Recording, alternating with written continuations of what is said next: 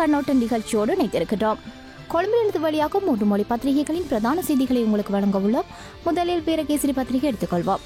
வீரகேசரி பத்திரிகையின் முன்பக்க பிரதான செய்தியாக கண்காணிப்பாளர்களை மட்டுமே அனுமதிக்கலாம், சர்வதேச நீதிபதிகளை எக்காரணம் கொண்டும் அனுமதிக்க முடியாது என்கின்றது அரசாங்கம் என்ற ஒரு செய்தி வீரகேசரி பத்திரிகையின் முன்பக்க பிரதான செய்தியாக காணப்படுகிறது. அதாவது இலங்கையின் உள்ளக பொறிமுறை விசாரணையில் வெளிநாட்டு கண்காணிப்பாளர்கள் மற்றும் நிபுணர்கள் பங்கேற்கலாம், ஆனால் வெளிநாட்டு நீதிபதிகள் இலங்கை விசாரணை பொறிமுறையில் பங்கேற்க முடியாது என்று நீதியமைச்சர் விஜயதாச ராஜபக்ச தெரிவித்துள்ளதான செய்தி அந்த செய்தியாக காணப்படுகிறது. கட்டமிடப்பட்ட செய்தியாக கூட்டமைப்புக்கு அரசாங்கம் வழங்கிய வாக்குறுதி என்ன, பிரதமர் உடனடியாக வெளிப்படுத்த வேண்டும் என்கின்றார் கம்பன்பில என்ற ஒரு செய்தியும் காணப்படுகிறது. மறுமுறை கட்டமிடப்பட்ட செய்தியாக தாஜுதீனின் காரை பின்தொடர்ந்த வாகனம் அடையாளம் காணப்பட்டது, விசாரணை தீவிரம் பன்றுக்கு அறிவித்தது குற்றப்புலனாய்வு பிரிவு என்ற செய்தி காணப்படுகிறது.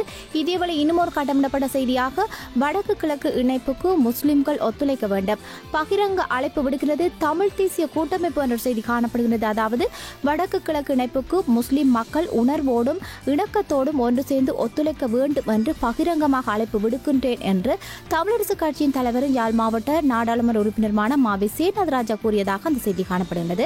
இன்னொரு செய்தியாக பண்டிகை கால விபத்துகளில் 493 பேர் காயம் என்ற செய்தி காணப்படுகிறது. மற்றொரு செய்தி காணப்படுகிறது. அதாவது கோப் குழு அறிக்கையை குப்பை தொட்டியில் போட்டுவிட வேண்டாம், மத்திய வங்கி பிணைமுறை விவகாரம் தொடர்பில் ஜேவிபி என்ற ஒரு செய்தி காணப்படுகிறது. இதேவேளை இன்னொரு செய்தியாக போலீஸ் அதிகாரிகள் மீது துப்பாக்கி சூடு, 2 காயம், கட்டாணையில் சம்பவம் என்ற செய்தியும் காணப்படுகிறது. இன்று வெளியாகிய வீரகேசரி பத்திரிகையின் முன்பக்க பிரதான புகைப்படங்களாக 2004ஆம் ஆண்டு ஏற்பட்ட சுனாமி அனர்த்தத்தினால் உயிரிழந்தவர்களை நினைவு கூறும் போது எடுக்கப்பட்ட புகைப்படங்கள் பிரசுரிக்கப்பட்டுள்ளன. இதேவேளை யாழ் பண்ணை பகுதியில் உள்ள ஸ்ரீலங்கா டெலிகாம் நிறுவனத்திற்கு சொந்தமான கோபுரம் நேற்று சரிந்து விழுந்த போது எடுக்கப்பட்ட புகைப்படம் ஒன்றும் பிரசுரிக்கப்பட்டுள்ளது. இவைதான் இன்றைய தினம் வெளியாகிய வீரகேசரி பத்திரிகையின் முன்பக்க பிரதான செய்திகளாக காணப்படுகின்றன. தொடர்ந்து தினக்குரல் பத்திரிகை எடுத்துக்கொள்வோம். தினக்குரல் பத்திரிகையின் முன்பக்க பிரதான செய்தியாக கூட்டமைப்புக்கு பிரதமர் அளித்த வாக்குறுதி என்ன, ஜனாதிபதிக்கு தெரியுமா, கேள்வி எழுப்புகின்றார் கம்பன்பில என்ற ஒரு செய்தி தினக்குரல் பத்திரிகையின் முன்பக்க பிரதான செய்தியாக காணப்படுகிறது. கட்டமிடப்பட்ட செய்தியாக நத்தார் கொண்டாடியோர் மீது யாழ்ப்பாணத்தில் வாள்வெட்டு, 3 படுகாயம் என்ற செய்தி கட்டமிடப்பட்ட செய்தியாக தினக்குரல் பத்திரிகை தாங்கி வந்துள்ளது. இன்னொரு செய்தியாக தெற்கில் காணாமல் போனோரை ஐநா ஏன் தேடவில்லை என்ற செய்தி கேள்விக்குறியுடன் காணப்படுகிறது. இன்னொரு செய்தியாக கண்ணீர் விட்டு கதறி அழுது உறவுகளுக்கு மக்கள் அஞ்சலி என்ற செய்தியை காணப்படுகிறது. கட்டமிடப்பட்ட செய்தியாக இலங்கை பேச்சுக்கள் இந்தியாவுக்கு மாற்றம், மீனவர் விவகாரம் என்ற செய்தியும் காணப்படுகிறது. இன்னொரு செய்தியாக மேல் மாகாண சபை உறுப்பினர் 2 கைது என்ற செய்தி காணப்படுகிறது. மற்றொரு செய்தியாக இந்திய ஏவுகணை பரிசோதனையால் கட்டுநாயக்க விமான சேவை பாதிப்பு என்ற செய்தி காணப்படுகிறது. இன்னொரு கட்டமிடப்பட்ட செய்தியாக முல்லைத்தீவில் காந்தி சிலை தகர்ப்பு என்ற செய்தியும் காணப்படுகிறது. இவைதான் இன்றைய தினம் வெளியாகிய தினக்குரல் பத்திரிகையின் முன்பக்க பிரதான செய்திகளாக காணப்படுகின்றன. தொடர்ந்து சுடரொளி பத்திரிகை எடுத்துக்கொள்வோம். சுடரொளி பத்திரிகையின் முன்பக்க பிரதான செய்தியாக ஆழிப்பேரலையில் காவு கொண்டவர்களை நினைந்துருகி சோகமயமானது தமிழர் தாயகம், கல்லறைகளை கட்டியணைத்து உறவுகள் கதறல் என்ற செய்தி சுடரொளி பத்திரிகையின் முன்பக்க பிரதான செய்தியாக வெளியாகியுள்ளது. அதாவது சுனாமி எனும் ஆழிப்பேரலையின் கோர தாண்டவத்தில் உயிரிழந்தவர்களை நினைவு கொண்டு தமிழ் பேசும் மக்களின் தாயகமான வடக்கு கிழக்கு உட்பட நாடு முழுவதிலும் நேற்று உணர்வு பூர்வமாக அஞ்சலி செலுத்தப்பட்டதாக அந்த செய்தி காணப்படுகிறது.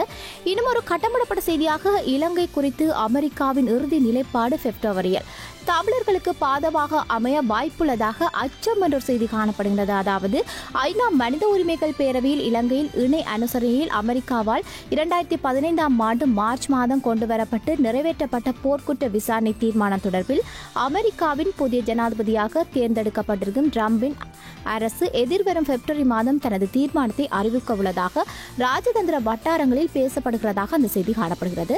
இன்னொரு செய்தியாக நத்தார் மரத்தால் காலி முகத்திடலுக்கு நள்ளிரவிலும் மக்கள் படையெடுப்பு, சூழ உள்ள கடைகளுக்கு பெரும் வருமானம் என்ற செய்தி காணப்படுகிறது. இன்னொரு கடமிடப்பட்ட செய்தியாக யாழில் சரிந்து விழுந்தது தொலைத்தொடர்பு கோபுரம் என்ற செய்தி காணப்படுகிறது. மற்றொரு செய்தியாக உடைந்து வீழ்த்தப்பட்டுள்ளது முல்லைத்தீவில் காந்தி சிலை என்ற செய்தி காணப்படுகிறது. இன்னொரு செய்தியாக தமிழ் கூட்டமைப்புக்கு வழங்கியுள்ள வாக்குறுதிகளை உடன் வெளிப்படுத்துக, அரசை மிரட்டுகிறது மகிந்த அணி என்ற செய்தி காணப்படுகிறது. இன்னொரு செய்தியாக இறுதிக்கட்ட வியூகத்துக்காக எதிரணி எம்பிக்களை அணிதிரட்டி மகிந்த தலைமையில் விசேட கூட்டம் என்ற ஒரு செய்தியும் காணப்படுகிறது. இதேவேளை ஜேவிபியின் தீர்வு யோசனை தான் தமிழர் பிரச்சினைக்கு ஏற்றதாகும், சுனில் ஹந்தனந்தி கருத்து என்ற ஒரு செய்தியும் காணப்படுகிறது. மறுமொரு செய்தியாக காட்டுக்கு விறகு வெட்ட சென்ற 2 பெண்கள் மீது கரடி தாக்குதல், படுகாயங்களுடன் வவுனியா வைத்தியசாலையில் சேர்ப்பு என்ற செய்தி காணப்படுகிறது. இவைதான் இன்றைய தினம் வழியாக சுடரொளி பத்திரிகையின் முன்பக்க பிரதான செய்திகளாக காணப்படுகின்றன. தொடர்ந்து ஆங்கில பத்திரிகையான டெய்லி மிரர் பத்திரிகை எடுத்துக்கொள்வோம். அக்கினி 5 சோதனையால் கட்டுநாயக்க விமான பயணங்கள் தாமதம் என்ற செய்தி முன்பக்க பிரதான செய்தியாக வெளியாகியுள்ளது. மற்றொரு செய்தியாக புகையிரதத்தில் பயணித்தவர்கள் சுனாமி அனர்த்தத்தின் போது உயிரிழந்த நினைவு அஞ்சலி நேற்றைய தினம் கொண்டாடப்பட்டதான செய்தி மற்ற செய்தியாக காணப்படுகிறது. இன்னொரு செய்தியாக காலி முகத்திடலில் அமைக்கப்பட்ட நத்தார் மரத்திற்கு அரச நிதி பயன்படுத்தப்படவில்லை என்ற செய்தி காணப்படுகிறது.